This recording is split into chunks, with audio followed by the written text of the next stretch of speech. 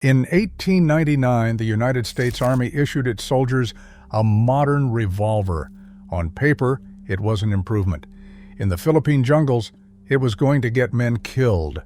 Moro warriors bound their limbs to slow the blood and kept walking through 38 caliber rounds at close range.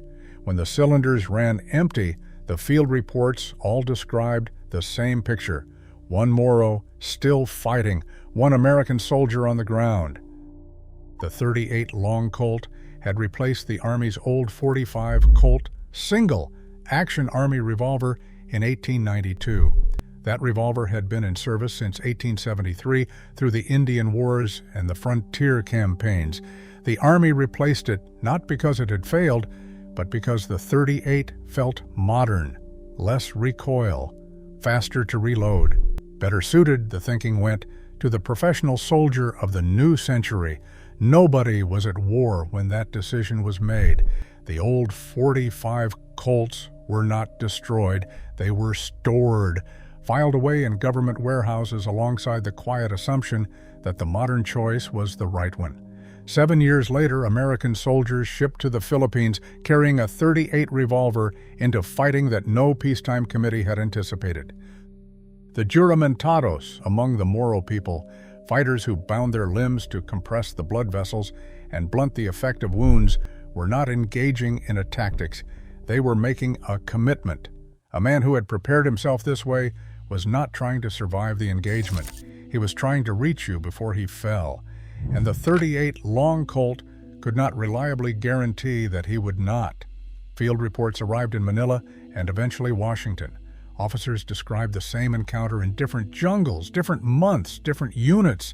The picture did not change. A Moro warrior with multiple 38 rounds in his body still closing, an American soldier with an empty cylinder and nowhere left to go.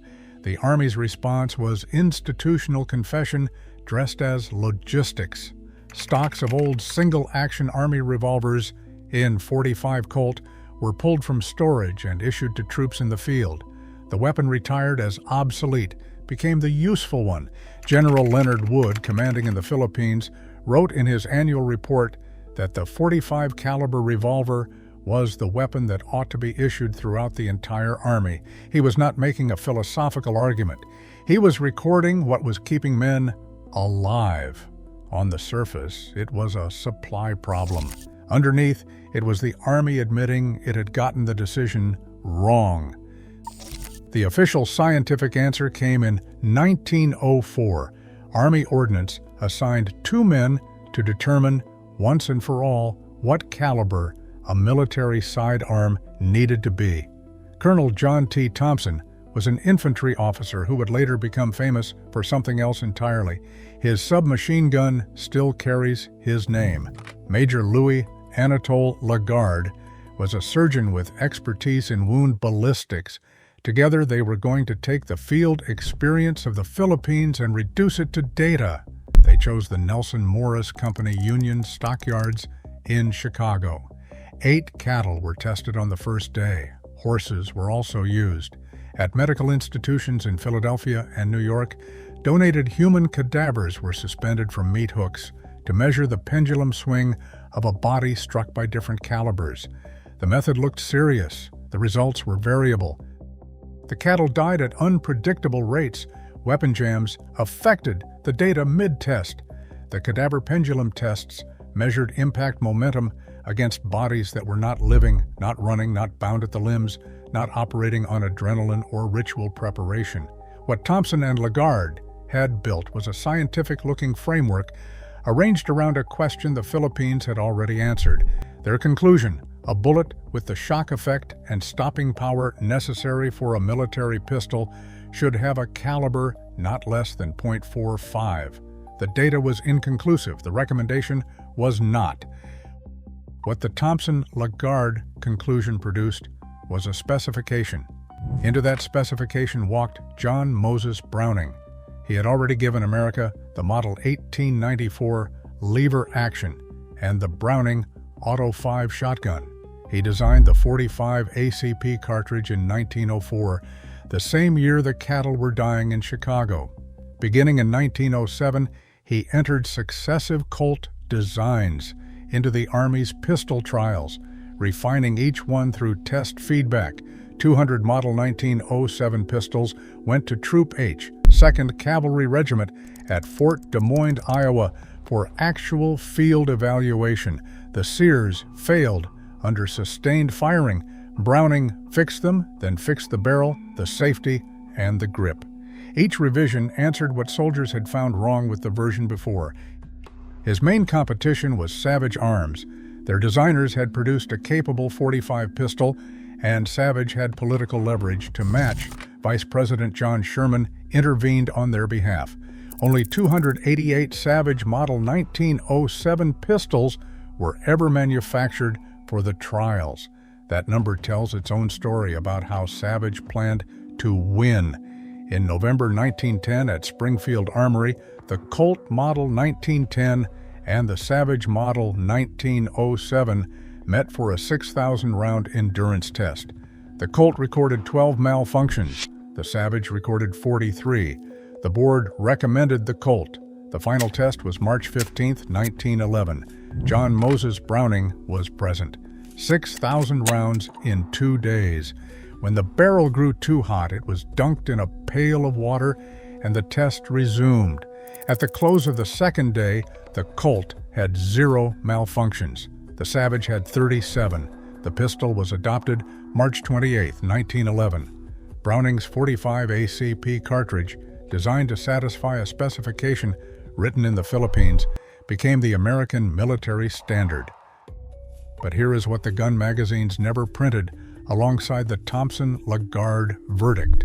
There was a second finding in the same report, quieter, less quoted, equally documented. The board concluded there was no weapon in their possession equal to the 12-gauge shotgun loaded with buckshot for close-range engagements. The shotgun was the empirically defensible answer to the scenario the Philippines had actually posed. Nobody built a century of American firearms identity around the shotgun. Researcher Jan Liberel published findings in the 1980s arguing that the .45 caliber was not demonstrably superior to the .38 caliber against the specific physiological conditions of a juramentado. Both calibers, the evidence suggested, were essentially inadequate against a man who had ritually prepared himself to die. The only genuinely reliable answer the data supported was the shotgun, the same weapon the board had named in its own report and then quietly left behind when the pistol program moved forward. Thompson and Lagarde had not been dishonest. They had done what institutional scientific processes sometimes do, built a data collection framework around a conclusion the field had already reached and delivered it in the language of proof. Whether the cattle and cadavers had actually proved it was a question the culture had no interest in asking. Julian Hatcher cited Thompson-Lagarde as definitive in his 1935 textbook of pistols and revolvers. Jeff Cooper defended the tests again in Cooper on handguns in 1974. Both were serious authorities, widely read, deeply trusted. Their readers carried the conviction into gun shops, deer camps, and letter columns for another generation. The Philippine jungle dropped out of the story. The Chicago stockyard dropped out. What remained was a certainty. .45 caliber stops men, and smaller calibers do not. That felt earned because it had been printed by men who knew.